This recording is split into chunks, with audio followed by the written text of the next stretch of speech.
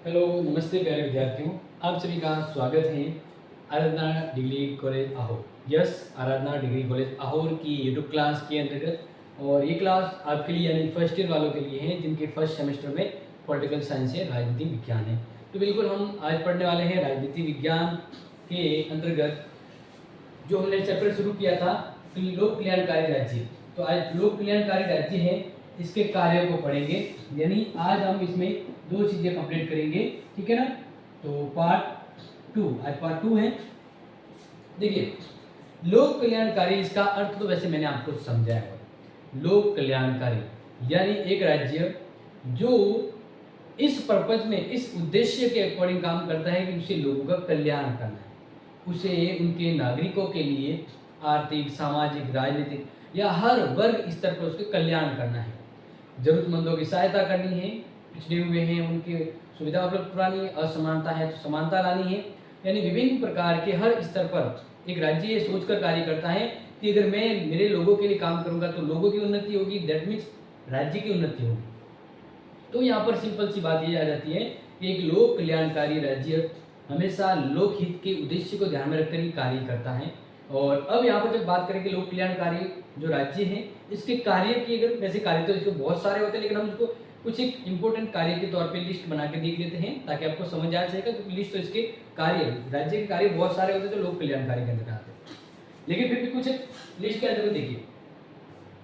यहाँ पर लोक कल्याणकारी कार्य के अंतर्गत हम दोनों प्रकार के कार्य को साथ में देखेंगे, ऐच्छिक और अनिवार्य। क्योंकि इससे पहले हमने राज्य के कार्य के अंतर्गत देखा था कि एक राज्य दो टाइप के कार्य करता है, एक तो ऐच्छिक और एक अनिवार्य। अनिवार्य कार्य वे होते हैं जो एक राज्य को करना जरूरी होता है। अनिवार्य कार्य के अंतर्गत जैसे मान लीजिए बाहरी आक्रमण से रक्षा करना, तो एक राज्य का परम कर्तव्य और कार्य होता है। अगर एक राज्य अपने अनिवार्य कार्य के अंतर्गत आने वाले कार्य को नहीं करता है तो राज्य कभी भी समाप्त और अस्तित्व खत्म हो सकता है।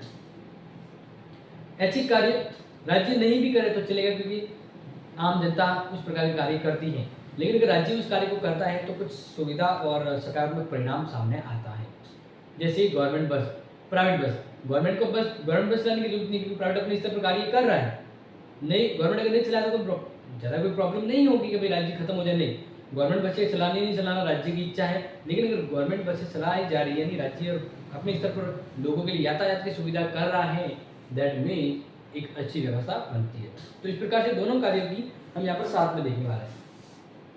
देखिए, आंतरिक सुरक्षा व विदेशी आक्रमणों से रक्षा। यस, ध्यान रखिएगा, एक राज्य जो है आंतरिक सुरक्षा और विदेशी आक्रमणों से रक्षा के लिए सबसे जरूरी कार्य करता है।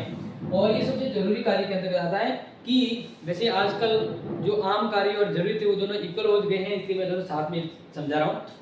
तो ये पूरे कार्य टोटली लोक कल्याणकारी कार्य के अंदर आते हैं। अनिवार्य और ऐच्छिक कार्य के अंदर देखिए, पहला है कि आंतरिक सुरक्षा और विदेशी आक्रमण।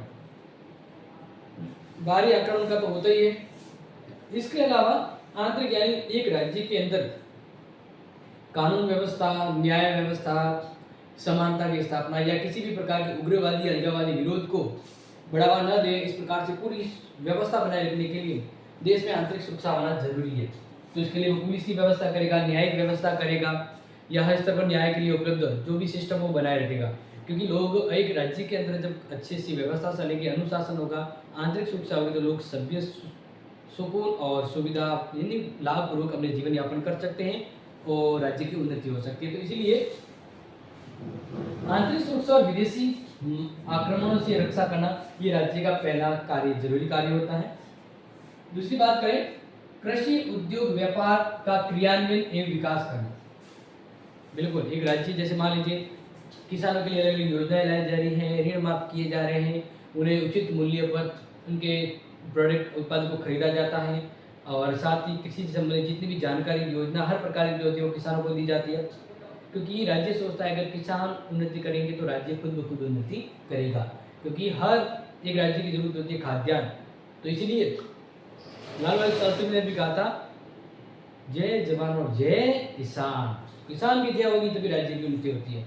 तो इस तरह कृषि और उद्योग, देश को अगर दूसरे देशों के मुकाबले पूंजीशील और अर्थव्यवस्था में सुधार और एक मुख्य धारा में राज्य को ले जाना है तो उद्योगों को होना जरूरी है। क्योंकि कृषि अगर विकसित है तो इसके साथ साथ उद्योगों का भी विकसित होना जरूरी है, और कृषि ही बैकबोन होती है उद्योगों को बढ़ावा देने में काफ़ी हद तक। तो इसके अलावा व्यापार, तो राज्य की व्यवस्था के द्वारा उस उस राज्य में उस सरकार के द्वारा व्यापार के लिए यथा संभव सभी सुविधाएं उपलब्ध करवाई जाएगी। विभिन्न प्रकार के हाट मार्केट लगाए जाएंगे, व्यापार संबंधी कानून बनाए जाएंगे, नाप तोल तय किए जाएंगे, शोषण संबंधी कानून बनाए जाएंगे, ताकि व्यापार सही और सही तरह से एकदम सफल रूप में कार्य करे, तो लोग व्यापार करने को इच्छुक होंगे, व्यापार उन्नति करेगा और लोगों का विकास होगा। लोगों ना शोषण, सूदखोरी और काम चोरी या फिर मान लीजिए इस प्रकार की भ्रष्टाचारी व्यवस्था होती है, तो हर देश की अर्थव्यवस्था गड़बड़ हो जाती है। तो इस प्रकार से इन तीनों क्षेत्रों में राज्य इनका क्रियान्वयन करेगा, हो सके जितनी सहायता देगा और इसके विकास में योगदान देगा। नेक्स्ट बारी है आर्थिक सुरक्षा संबंधी कार्य। कहने का मतलब एक राज्य के अंतर्गत जो लोग निवास करते हैं उन्हें कम से कम रोटी कपड़ा मकान और शिक्षा प्राप्त हो, उस तरह की व्यवस्था हर एक व्यक्ति को ये सुविधाएं और इस प्रकार की व्यवस्था मिलनी जरूरी है। तब तो हम कहेंगे कि वो राज्य लोकहित में काम कर रहा है। क्योंकि ये बात तो सही है कि हर जगह देखा जाए तो कुछ अमीर होते हैं, कुछ गरीब भी होते हैं, लेकिन अमीर और गरीब के बीच इतना फासला नहीं हो जाए कि अमीर तो इतने अमीर हो जाए कि सुबह नाश्ता लंदन करे, शाम को डिनर अमेरिका करे। इस प्रकार गरीब है वो उसी देश में सुकून से 2 पल की रोटी नहीं खा पा रहे। इतना गरीबी का भेदभाव अगर किसी राज्य में, तो वो राज्य लोक कल्याण हित में कार्य कर ही नहीं रहे। तो लोक हित आर्थिक हित में कार्य करने के लिए राज्य के द्वारा प्रयास किया जाना चाहिए कि उस राज्य में न्यूनतम बेसिक सुविधा हर एक व्यक्ति को मिले, उन्नति हो और शोषण से परिमुक्त हो। तो इसलिए वहां पर राज्य उन्हें रोजगार उपलब्ध करवाएगा, आर्थिक सहायता प्रदान करेगा और जहां तक संभव हो उनके आर्थिक क्षेत्रों को बढ़ावा देने में या हर स्तर पर समानता लाने का प्रयास आर्थिक स्तर पर करेगा कि भाई लिंग वसन जाति किसी भी आधार पर उनके साथ आर्थिक स्तर पर भेदभाव न किया जाए। तो आर्थिक सुरक्षा की व्यवस्था करेगा, जनता के जीवन स्तर को ऊंचा उठाएगा। बिल्कुल, क्योंकि एक परिवार हमेशा ये चाहता है कि उनके परिवार के सदस्य, परिवार के मेंबर, बच्चे जो भी हैं वो उन्नति करें। परिवार का नाम तब रोशन होगा जब परिवार के सदस्य नाम कमाएंगे, उन्नति करेंगे, कुछ बढ़िया करेंगे। तो हमेशा एक परिवार अपने सदस्यों को उठाने का प्रयास करता है, तभी तो परिवार की वाह वाह होती है। यहाँ पर भी वही है कि आर्थिक सुरक्षा के बाद जो हम पढ़ रहे हैं जनता के जीवन स्तर, यानी एक राज्य में जो लोग रह रहे हैं उनके जीवन स्तर को उठाना है कि जितनी जरूरत उतना वो कमा पाए, कमाएंगे तो उनकी आर्थिक आय बढ़ेगी, जीवन प्रत्याशा, स्वास्थ्य सुविधा में मतलब सुधार होगा, जीवन उम्र बढ़ेगी। यानी कहने का मतलब है कि एक व्यक्ति का जीवन तभी, एक व्यक्ति का या फिर जनता का जीवन तभी ऊंचा उठेगा जब राज्य के द्वारा उन्हें जो बेसिक सुविधाओं के साथ साथ जो कल्याणकारी कार्य हैं वो सभी उन्हें उपलब्ध हो, यानी लेवल अप करना, स्टेटस सुधारना। तो किसी भी राज्य में स्टेटस कब सुधरता है उनके लोगों का, जब राज्य उनके लिए न्यूनतम बेसिक सुविधा प्रदान करता है और साथ ही साथ उनके जीवन स्तर को ऊंचा उठाने के लिए स्वास्थ्य सुविधा उपलब्ध करवाता है। स्वास्थ्य सुविधा जरूरी है, साथ ही साथ उन्हें रोजगार उपलब्ध करवाने के लिए, यानी जरूरत के अकॉर्डिंग उन्हें काम भी मिल जाए, शोषण ना हो और स्वास्थ्य सुविधा, वातावरण सब कुछ अच्छा बढ़िया दिया जाए, तो लोगों का जीवन इससे हेल्थ मैनेजमेंट अच्छी बढ़ेगी। तो राज्य का ही काम है कि वो अपने राज्य में लोगों के जीवन स्तर को ऊंचा उठाए। शिक्षा और संस्कृति संबंधी विकास। आपको बताएं कि शिक्षा आज के समय कितना महत्वपूर्ण हो गई है। बिना शिक्षा के किसी भी व्यक्ति का कल्याण संभव नहीं है। मतलब कहने का मतलब ये नहीं कि आप कलेक्टर की पढ़ाई करें वही शिक्षा, नहीं। शिक्षा मतलब एक बेसिक एजुकेशन होना चाहिए कि वो सही गलत समझ सके, पढ़ सके, जान सके और निर्णय ले सके, उतना नॉलेज ज्ञान उसे प्राप्त होना चाहिए। तो एक राज्य हमेशा अपने नागरिकों के लिए शिक्षा की व्यवस्था करता है, क्योंकि एजुकेशन है वो उनके जीवन को बेहतर बनाता है, सुधारता है। तो राज्य जब ये समझता है, देखो परिवार के पेरेंट्स ही समझते हैं कि बेटा पढ़ेगा, नौकरी नहीं लेकिन पढ़ेगा लिखेगा तो कहीं पे ढंग का काम कर सकेगा, सही गलत हिसाब किताब कर सकेगा, तो पढ़ा होना चाहिए। तो राज्य भी अपने लोगों के लिए शिक्षा की पूर्ण व्यवस्था करता है। काफ़ी जगह तो राज्य के द्वारा ही शिक्षा का कार्य किया जाता है, जैसे निःशुल्क शिक्षा देना, छात्रवृत्ति या विद्यालय के अंदर निःशुल्क शिक्षा, किताबें देना, विभिन्न प्रकार की योजना और प्रोत्साहन देना। तो ये सभी जो चीज़ें हैं वो शिक्षा को बढ़ावा देने के लिए होती है, क्योंकि उनको पता है शिक्षा की उन्नति होगी तो राज्य की उन्नति होगी, यानी राज्य लोक कल्याणकारी बनेगा। तो इसलिए जनता के जीवन स्तर को ऊंचा उठाने के लिए और शिक्षा और संस्कृति संबंधी कार्य राज्य करता है। और ये क्यों करता है शिक्षा संबंधी कार्य? मैंने आपको बताया कि उन्नति हो। शिक्षा एक ऐसा माध्यम है जिससे समाज की और समाज के साथ राज्य की उन्नति होती है। राज्य व्यक्ति के कार्यों में समन्वय। देखिए, एक जगह क्या होता है कि व्यक्ति अपने कार्यों को करता है तो राज्य के द्वारा उस पर रोक लगाई जाती है, तो इस प्रकार से विवाद हो जाता है कि राज्य है वो व्यक्ति के कार्य में टांग अड़ाता है, व्यक्ति को अपनी इच्छा से काम करने नहीं दे रहा है। तो उस कंडीशन में लोक कल्याणकारी राज्य है वह दोनों के मध्य सामंजस्य करता है कि राज्य सरकार है, सरकार और व्यक्ति दोनों अपने अपने स्तर पर काम करें और दोनों के मध्य विवाद है तो समाधान करें, यानी राज्य के कार्यों से व्यक्ति के हित का नुकसान न हो और व्यक्ति के कार्यों पर राज्य अपेक्ष न लगाए। इसलिए दोनों के मध्य सामंजस्य और समन्वय के साथ कार्य करना ताकि दोनों एक दूसरे का सपोर्ट और विकास कर पाए, क्योंकि आखिर में राज्य भी व्यक्ति के लिए काम करे लेकिन व्यक्ति की आज़ादी न छीन जाए। इस प्रकार से व्यक्ति को राज्य के हित में और साथ साथ समन्वय के रूप में कार्य करना चाहिए। इस प्रकार से यही है कि लोक कल्याणकारी राज्य के भी कार्य जिसके द्वारा व्यक्ति और राज्य के कार्य में क्या होता है, समन्वय होता है, विवाद नहीं हो सकता, एक साथ सभी उन्नति करें, सभी एक साथ बढ़े, ये होना जरूरी है। समझ में आ गया? अब इस लेसन का लास्ट में जो आपको बता रहा हूँ वो नोट कर लीजिए।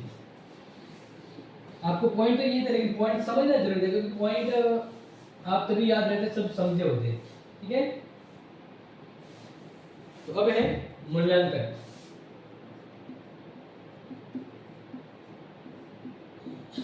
मूल्यांकन का मतलब होता है कि हमें पक्ष और विपक्ष देखने के बाद उसको फाइनल डिसीजन लेना है कि this is the best and why this quantity या दिस एलिमेंट या दिस सेक्टर या दिस सेंस इज करेक्ट। तो अब यहाँ पर अगर देखा जाए तो एक लोक कल्याणकारी राज्य है वह लोक हित कार्य करता है, तो इस वजह से उसके कार्य क्षेत्रों में वृद्धि होती है। मूल्यांकन में यही है कि जो राज्य होता है, राज्य लोक कल्याण के ध्यान में रखते हुए, लोक कल्याण को ध्यान में रखते हुए कार्य करता है, जिससे व्यक्ति की स्वतंत्रता बाधित होती है। ओके, तो ये तो आपने कहा कि भाई राज्य लोग इसमें ध्यान रखते कार्य करता है, तो इन कार्यों के द्वारा कई कार्य करता है, तो इन कार्यों को करने से किसी क्षेत्र विशेष में वो व्यक्ति के हितों से टकराता है, तो व्यक्ति की स्वतंत्रता बाधित होती है, व्यक्ति के हित बाधित होते हैं। दूसरा अगर मैं बात करूं व्यक्ति के हित में, यानी व्यक्ति अपनी मर्जी से काम करे, जब व्यक्ति स्वैच्छिक एवं बिना नियंत्रित व्यवस्था के कार्य करेगा तब राज्य में अव्यवस्था एवं